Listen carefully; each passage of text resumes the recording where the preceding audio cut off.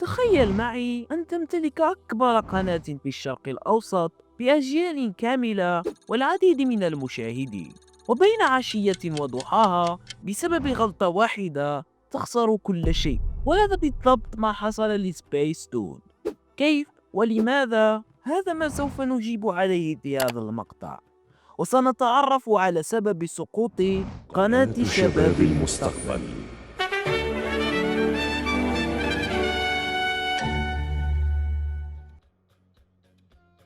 من منا لم يكبر مع سبيس تون، القناة التي صنعت ذكرياتنا ورافقتنا بأربع برامج كواكبها؟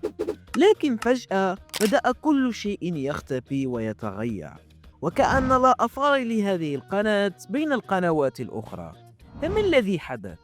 لكن قبل أن نجيب على هذا السؤال، دعونا أولا نرجع قليلا لحنين الماضي، حيث كانت الرسوم المتحركة شيئا نادرا وجوده في وطننا العربي.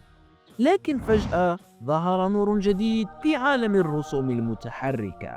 نعم، إنها سبيس تون، قناة ربت أجيالا كاملة، حيث عرفت ببرامجها المختلفة على كواكبها المتنوعة.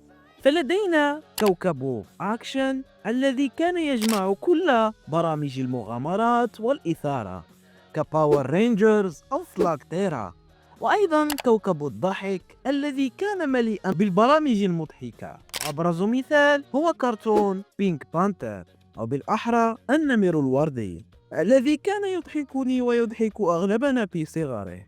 دون أن ننسى كوكب الرياضة الذي عرف ببرنامج أبطال الكرة، وكان المفضل عندي طبعا، والعديد من الكواكب. واستمر هذا النجاح مع الأجيال مرورا من واحد إلى آخر، جاذبة سبيس تون الكبار والصغار وحتى المراهقين بمزيجها الفريد من العروض الفريدة. لكن القفزة الحقيقية لقناة سبيس تون جاءت في سنة 2002، حيث قدمت العديد من البرامج الأسطورية ككابتن ماجد أو جريندايزر أو باباي رجل البحار والعم المؤسس إنمي دراغون بول. حتى لعام 2020 حاملة سبيس تون معها العديد من النجاحات والإنجازات خلال هذه السنوات. ولكن كما يقولون لكل صعود هبوط، فماذا حدث بعد ذلك؟ ولماذا بدأت سبيس تون تفقد نفسها؟ هذا ما سوف نتعرف عليه في الفصل القادم. مع بداية سنة 2020 بدأت ملامح التغيير على سبيس تون تصبح واضحة للغاية. لم تعد القناة كما كانت من قبل، ولم نعد نرى تلك البرامج المختلفة على كواكبنا المفضلة. البعض اعتقد أنها مجرد فترة مؤقتة، لكن الحقيقة كانت مختلفة تماما. سبيس تون كانت تنهار ببطء، والأسباب وراء ذلك حقا كانت صادمة. فأحد أكبر هذه العوامل هو التغيير الجذري في ذوق المشاهدين من الفئة الصغيرة. بمعنى أوضح، أن في السابق كان الطفل ينتظر بلهفة وقت عرض الرسوم المتحركة المفضلة لديه، ويتعلق بالقناة التي تبثها. أما اليوم فقد أصبح الطفل أكثر حرية في الاختيار وأكثر تطلبا في المحتوى. ظهور منصات مشاهدة بديلة جعل الطفل يشاهد ما يريد متى أراد وبالجودة التي يفضلها، دون أن ينتظر مواعيد محددة أو يضطر لمشاهدة فواصل طويلة كما تفعل سبيس تون. وهنا لم تستطع سبيس تون أن تواكب هذا التغيير، وبقيت بنفس الأسلوب القديم، بينما الجيل الجديد تجاوزها بكل بساطة. أما العامل الثاني وهو التكرار القاتل وضعف التجديد. بمعنى آخر، من الأسباب التي لا يمكن التغاضي عنها هو اعتماد سبيس تون على الإعادة بنفس المسلسلات القديمة مرارا وتكرارا، وكأن الزمن توقف بها.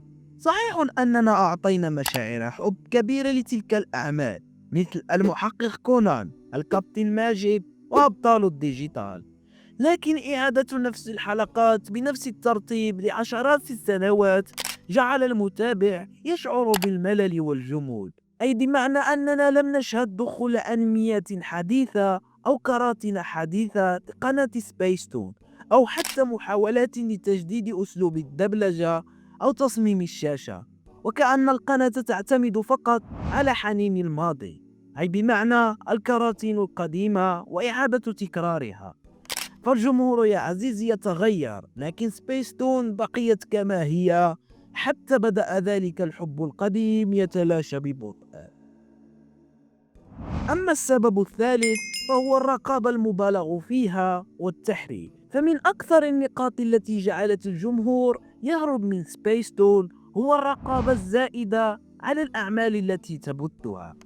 صحيح أن القناة تحاول دائما تقديم محتوى نظيف يناسب القيم والأخلاق لنا ولأطفالنا، فالجيل الحالي الذكي والذي يفهم ويريد مشاهدة النسخة الأصلية كما هي دون تغيير أو رقابة مفرطة يهرب من سبيستون، ولذلك فضل الكثيرون التوجه إلى الإنترنت ومتابعة النسخة الأصلية، وابتعدوا عن النسخة المعدلة التي تقدمها سبيستون. أي أن ذلك المراهق الذي كان يتعلق مثلا بإنمي دراغون بول لم يعد في هذا العصر يحتاج أن ينتظر وقتا طويلا ويشاهد أنميه المفضل، فقط يتوجه لتطبيقات أو منصة على الإنترنت تعرض هذه الأنميات ويشاهدها كما يريد وبكل حرية دون تحريفات ودون شخصيات معدلة.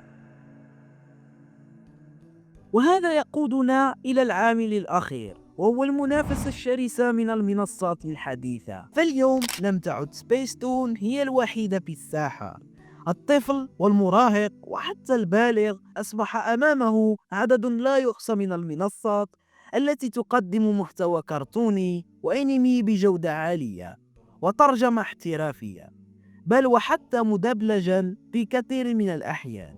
منصات مثل يوتيوب، نتفليكس، شاهد والعديد من المنصات أصبحت تقدم محتوى أكثر تنوعا وأسرع في التحديث وأقرب لذوق الجيل الجديد، بينما ظلت سبيستون بعيدة عن هذا السباق الرقمي واكتفت بالبث التقليدي ووجود خجول على مواقع التواصل الاجتماعي، أي أنها حتى في مواقع التواصل الاجتماعي فشلت تماما.